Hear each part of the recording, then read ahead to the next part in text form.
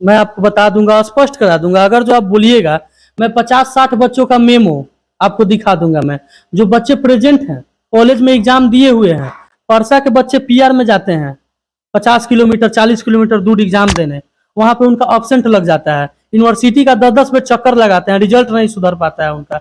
मतलब ये क्या है? मतलब क्या बच्चा पढ़ रहा है? बेवकूफ है बच्चा। किसी का आवाज अगर जो कोई उठा देता है, एफआईआर हो जाएगा कल उस पर। जैसा आपके प्रिंसिपल सर बता रहे थे कि बहुत से बच्चे फेल किए गए हैं, एब्सेंट किए गए हैं, उनका रिजल्ट पेंडिंग है। तो इसे लेकर आप छात्र नेता हैं, जो युवा हैं, जो विद्यार्थी हैं, उनके मन में क्या चल? बच्चा एग्जाम दिया है वहां पे जाकर के, वो प्रमोटेड है। जो बच्चा एग्जाम नहीं दिया, एक्सपेल्ड हो गया है, वो बच्चा पास है आज। अब बताइए उसमें क्या भेदभाव किया जाए? जो बच्चा नहीं पढ़ रहा है वही तब तो सही है कि वो पास हो जा रहा है। जो मेहनत कर रहा है, स्ट्रगल कर रहा है, बच्चा फेल हो जा रहा है। नमस्कार, मैं हूं कुमार मृणाल और आप देख रहे हैं फेरी डाउट न्यूज। आइए बात करते हैं छात्र नेता जो है पीएन कॉलेज परसा की, उनसे। सबसे पहले सर मैं जानना चाहूंगा कि आपका नाम क्या है? मेरा नाम ऋतिक यादव होगा। अच्छा, कौन से ईयर में आप पढ़ते हैं? सेकेंड ईयर, थर्ड ईयर है अभी। अच्छा, सब्जेक्ट कौन सा है? हिस्ट्री ऑनर्स है। मैं जानना चाहूंगा सर आपसे कि जो आपके प्रिंसिपल डॉक्टर पुष्पराज गौतम शिकायत लेकर गए थे यूनिवर्सिटी प्रोफेसर के खिलाफ, उसके बारे में क्या आप कुछ जानते हैं? कुछ बताएंगे हमें? देखिए, जहां तक मुझे पता है, मेरे प्राचार्य महोदय व्यक्तिगत संबंध से लेकर के जो भी है इतने अच्छे हैं, इनको मतलब जितना इनकी वर्गवारगी की जाए उतना कम है। बच्चों को आज कोई समस्या हो जाती है, अपने गाड़ी से यूनिवर्सिटी तक जाने का कार्य करते हैं, जो कि बच्चों के लिए ही। उस दिन यूनिवर्सिटी जो मेरे प्राचार्य महोदय डॉक्टर पुष्पराज गौतम गए हुए थे, उनके साथ दुर्व्यवहार हुआ है। इस पर भी उचित कार्रवाई हम लोगों को चाहिए। जिस प्रोफेसर के लिए गए हुए थे हमारे प्राचार्य महोदय, उनने 26 जनवरी को राष्ट्र पर्व के दिन भी कॉलेज में नहीं आने का कार्य किया है। अच्छा, उनका नाम बताएंगे? डॉक्टर इंदु कुमारी उनका नाम हुआ, जो कि हम लोगों ने लिखित रूप में ये आवेदन प्राचार्य महोदय से रिसीव भी यहाँ करवाया हुआ है 26/1/2023 के डेट में। अभी तक इस पर कोई उचित कार्रवाई नहीं हुआ है। अब आप ही बताएं, अगर जो प्रोफेसर लोग जो मुझे शिक्षा ग्रहण कराती है, वो अगर जो ना है राष्ट्र पर्व के दिन, तो बच्चे उसका क्या वैल्यू समझेंगे?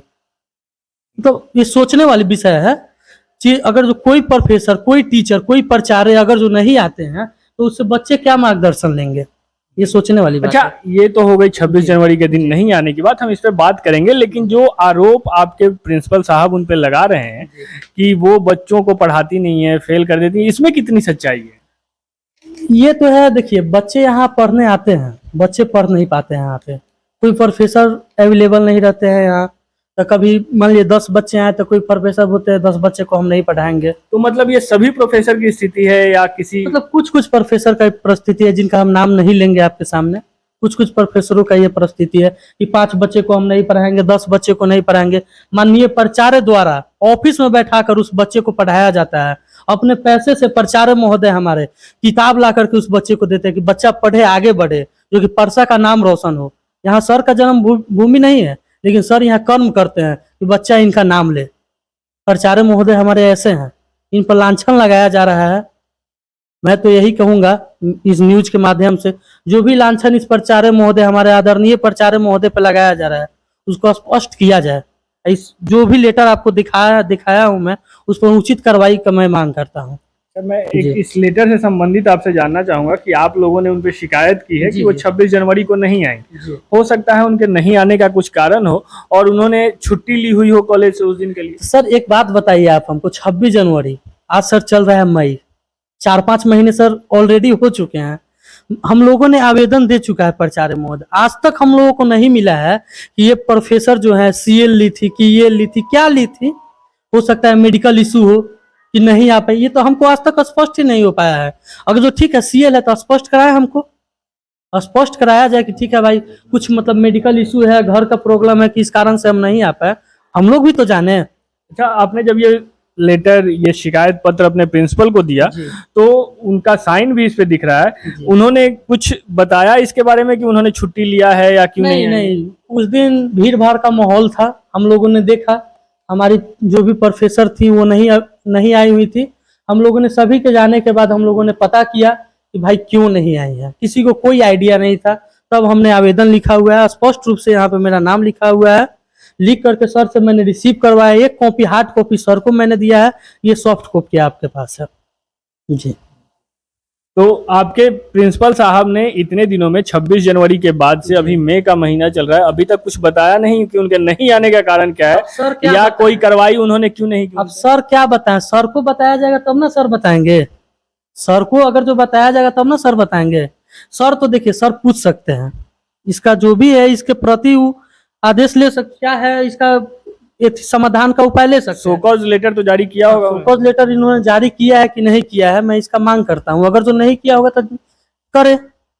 इससे सर बच्चों में सर जो भी होगी राष्ट्र पर्व के विरोध समझ सकते हैं, ये राष्ट्रद्रोह का मामला हो गया। राष्ट्र पर्व के दिन नहीं आना आप समझ सकते हैं जी। तो खैर ये राजद्रोह है कि नहीं है, ये हाँ, तो ये तो प्रशासन और कानून कानून बताया निर्धारित करेगा, निर्णय लेगा। जी। लेकिन आप देख सकते हैं, हमने जब छात्र नेता से बात करने की कोशिश की तो जो शिकायत डॉक्टर पुष्पराज गौतम बता रहे थे प्रोफेसर के बारे में, जो यहाँ की पठन पाठन है उसके बारे में, कहीं ना कहीं बच्चे भी छात्र नेता भी उन्हीं बातों की ओर इंगित कर रहे हैं।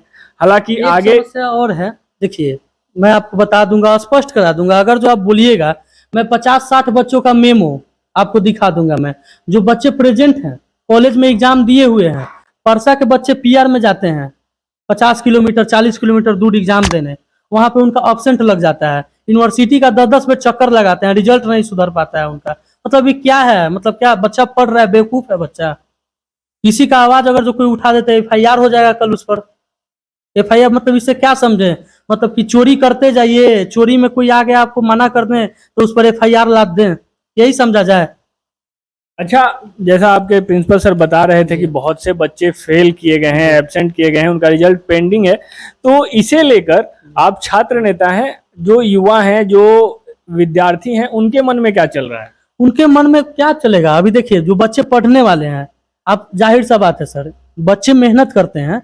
एक साल उन्होंने मेहनत किया, पार्ट 1 का एग्जाम दिया, रिजल्ट आता है, इतना लेट सेशन चल रहा है, बैक सेशन है, रिजल्ट आ रहा है इतने दिनों के बाद, अब देख रहे हैं तो एब्सेंट है, प्रमोटेड है। जो बच्चा एग्जाम दिया है वहां पे जाकर के वो प्रमोटेड है, जो बच्चा एग्जाम नहीं दिया एक्सपेल्ड हो गया है वो बच्चा पास है आज। अब बताइए उसमें क्या भेदभाव किया जाए? जो बच्चा नहीं पढ़ रहा है वही तब तो सही है, वो पास हो जा रहा है। जो मेहनत कर रहा है, स्ट्रगल कर रहा है, बच्चा फेल हो जा रहा है। इसके लिए आप किसे जिम्मेवार माने? इसीलिए मैं तो विभाग को जिम्मेवार मैं मानूंगा, कौन से विभाग? यूनिवर्सिटी को मैं मानूंगा। यूनिवर्सिटी के अगर जो वीसी महोदय अगर जो सख्त कार्रवाई करते हैं इस पर, तो बच्चों को आगे समय में कोई कठिनाई नहीं होगी। मैंने इसके प्रति प्राचार्य महोदय को 2-3 लेटर भी मैंने दिया है, इस पर उचित कार्रवाई की मैंने मांग की है। प्राचार्य महोदय का स्वास्थ्य अभी सही नहीं है, उस दिन यूनिवर्सिटी में घटना की वजह से स्वास्थ्य सही होता है तो हम लोगों ने मिल करके निर्णय लिया है कि प्राचार्य महोदय से इसके उपलक्ष्य में कुछ समाधान मांगा जाए। बहुत बहुत धन्यवाद सर। तो देखा आपने अभी हमारे साथ छात्र नेता थे। बहरहाल इस खबर में बस इतना ही। आप बने रहिए हमारे साथ, देखते रहिए फेरी आउट न्यूज। अगर अब तक आपने हमारे चैनल को सब्सक्राइब नहीं किया तो कृपया सब्सक्राइब कर दें। अगर आप हमें फेसबुक पे देख रहे हैं तो हमारे पेज को लाइक और फॉलो कर दें। बहुत बहुत धन्यवाद।